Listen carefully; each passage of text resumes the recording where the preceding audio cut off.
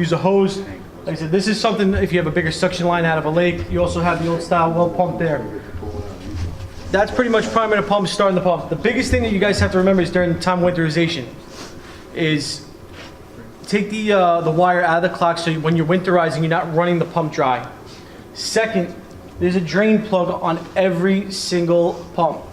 If you do not drain a pump in the wintertime, you're gonna crack it. You did the winterization, you're responsible for it in the spring. Because that woman's gonna say, that pump worked all year fine. You winterized it, now you're over $1,000 pump. And I'm gonna show that actually in a few minutes, is when you have a pump system, you don't wanna split the common. So what'll happen is that sometimes if you split the common, when you have a pump on it, sometimes the timer will kick on and the timer will work, but the valves aren't gonna kick on. So that's where you have to have that pressure relief valve tied in here for that instance if it is, because if the pump kicks on, at least it has